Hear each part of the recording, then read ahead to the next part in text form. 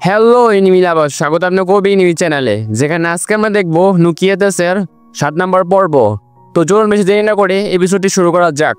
এপিসোডের শুরুতেই তাসিনা বা ইগুকুর সাথে এর দ্বন্দ্বে আছে, যা প্রথম স্কোয়াডের সর্বশেষ পরীক্ষা।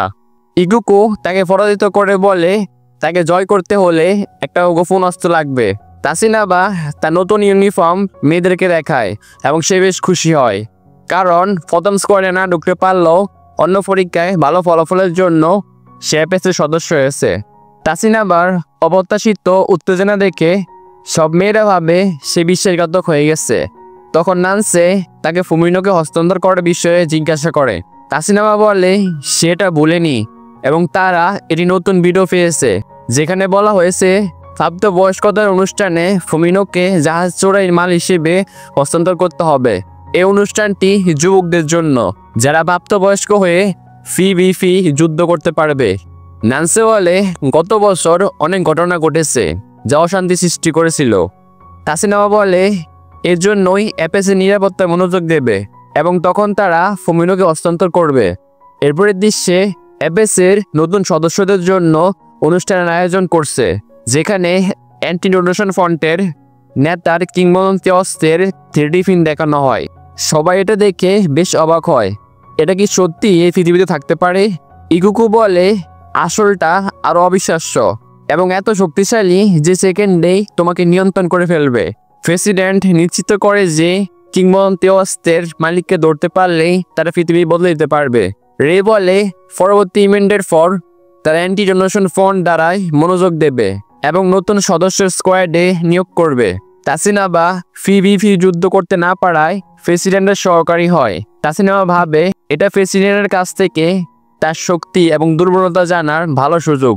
তখন তারা একটি কল পায়, যেখানে একজন বলে দ্বীপের আইন সারা দেশে সরিয়ে দেওয়া উচিত এবং কল কেটে দেয়। প্রেসিডেন্ট বলে তারা এমন অনেক দাবি পায় যা ভালো, কারণ এটা আইনের সমর্থনের চিহ্ন। সে যোগ করে ফি যুদ্ধ যোগাযোগের খুব কার্যকর উপায়, মানুষ সত্যিকারের পরিচয় পায়, কিন্তু সবচেয়ে গুরুত্বপূর্ণ হলো বোঝাপড়া। তখন প্রেসিডেন্ট তাসিনামাকে বলে তারা কাজটা এড়িয়ে একটু হাঁটতে পারে। তাসিনামা বলে মনে হয় সবাই পরবর্তী ইভেন্ট নিয়ে বেশি উত্তেজিত। প্রেসিডেন্ট বলে এপিএসের দ্বীপে অনেক সফল ইভেন্ট চালিয়েছিল। যখন সে লক্ষ্য করে তাসিনামাকে অস্থির দেখাচ্ছিল, তাই সে একটা খালি জায়গা যাওয়ার পরামর্শ দেয়। প্রেসিডেন্ট বলে পুরো দ্বীপটা তার কাছে অসাধারণ লাগে, সে জায়গাকে ভালোবাসে এবং ফি যুদ্ধের মধ্যে এবং পিভিপি যুদ্ধের মাধ্যমে দ্বীপবাসীরা গভীর সম্পর্ক পেয়েছে, বোঝাপড়া এবং সম্মান বাড়িয়েছে। তাসিনাবা শুধু অস্থির হয়ে মাথা নিচু করে। প্রেসিডেন্ট তাসিনামাকে বলে সে লক্ষ্য করেছে যে তুমি দ্বীপটাকে খুব একটা পছন্দ করো না, ফি যুদ্ধ দেখলে অস্থির লাগে। তাসিনাবা বলার চেষ্টা করে যে এটা সে যা ভাবছে তা নয়, কিন্তু প্রেসিডেন্ট ক্ষমা চায়, কারণ সে জানে কিছু বিষয়ে সে কথা বলতে চায় না। তখন প্রেসিডেন্ট তাসিনাবার হাত ধরে ফেলে, সে তাকে আরো গভীরভাবে বুঝতে চায়, কিন্তু আর কিছু ঘটে না। এরপর দৃশ্যে মেয়েরা কিনামিকে জিজ্ঞাসা করে শৈশবের বন্ধু হয়ে এপিএসে অংশ হওয়ার সমস্যা নেই কি, তাই তারা শত্রু? কিনামি বলে সে রের সাথে লড়াই করতে যায় না, কিন্তু সময় এলে সে বুঝবে যে সত্যিকারের ফেম আরো গুরুত্বপূর্ণ, কারণ সে ফেমের বই ধার দেয়।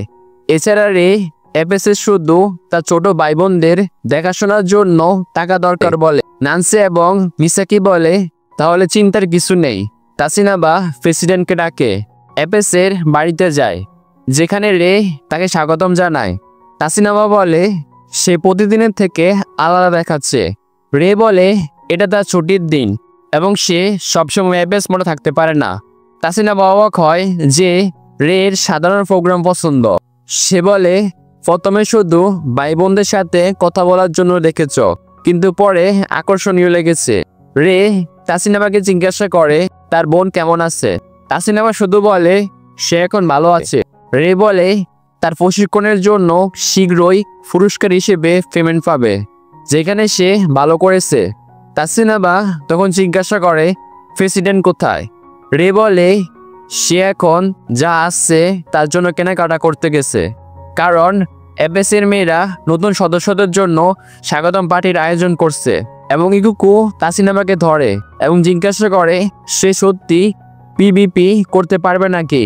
সে নিশ্চিত যে সে ঠিক করতে পারবে, কিন্তু তখন রান এসে বলে স্বাগতম পার্টিতে, এটা নিষিদ্ধ। এদিকে প্রেসিডেন্ট একটি টুপি দিয়ে জাদু দেখাচ্ছে। তাসিনাবা অবাক হয় যে সে জাদু করতে পারে। তখন রে বলে প্রেসিডেন্ট মানুষকে খুশি করতে পছন্দ করে। পার্টিতে সবাই মজা করছে। তাসিনাবা ভাবে তারা বোকার দল, বেনেবল আইন মেনে দ্বীপের জীবন উপভোগ করছে।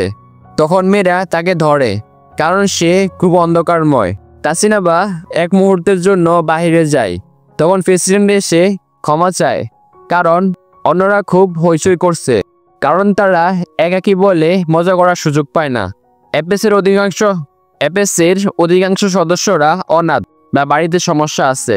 উদাহরণস্বরূপ রেকে তার পরিবারের কেউ দ্বীপে টাকার জন্য পাঠিয়েছে। ইকুকু অনাথ।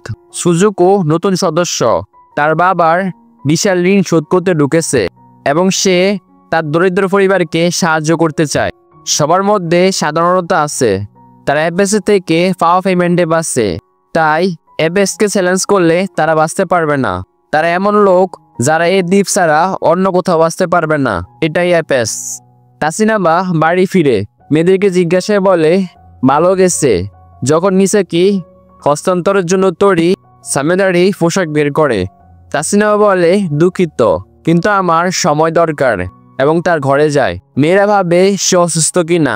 নান্সে তার দরজায় গিয়ে জিজ্ঞাসা করে এপেসের কিছু ঘটেছে কিনা। তাসিনাবা বলে না। নান্সে ভাবে সে দয়ালু তাই ভেবেছে কিছু ঘটেছে যা এপেসকে একইভাবে দেখতে না দেয়, কিন্তু তা হলো খারাপ নয়। এবং যদি সে হস্তান্তরের মিশন কঠিন মনে করে সে হয়তো বিশ্রাম নিতে পারে। কিন্তু তাসিনাবা চিৎকার করে বলে সে অবশ্যই এই আইনকে ধ্বংস করবে এবং এপেস তার শত্রু। নান্সে বলে ঠিক আছে, কিন্তু নিজেকে খুব চাপ দেওয়া উচিত নয়। সব খেলোয়াড়দের জন্য পিভিপি যুদ্ধের ইভেন্ট শুরু হয়।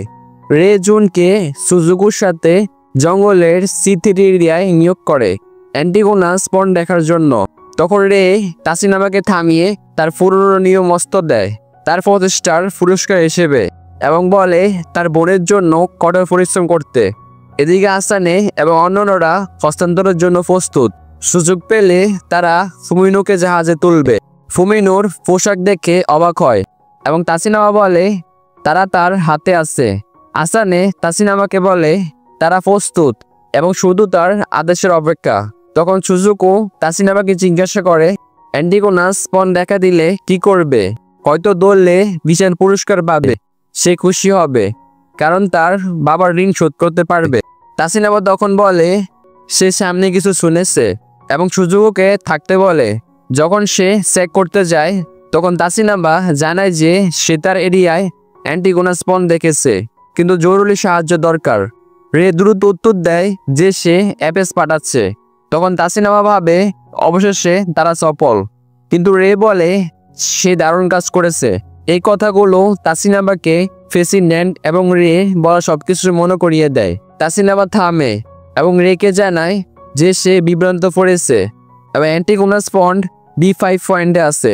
রে তাকে অভিনন্দন জানায়। তখন তাসিনাবা বলে সে ফোল্ডিং চালিয়ে যাবে। তখন তাসিনাবা আশাকে ফোন করে জানায় এই সব কিছু বন্ধ করতে হবে। আসানে জিজ্ঞাসা করে কি হয়েছে, কিন্তু তাসিনাবা শুধু চোখের জলে ভেসে পড়ে। আর বন্ধুরা এই জায়গায় বিষয়টি শেষ হয়ে যায়। তো ভিডিওটি ভালো লাগলে চ্যানেলকে লাইক এবং সাবস্ক্রাইব করে রাখুন। তো অন্য কোনো ভিডিও দেখা হবে। বিদায়।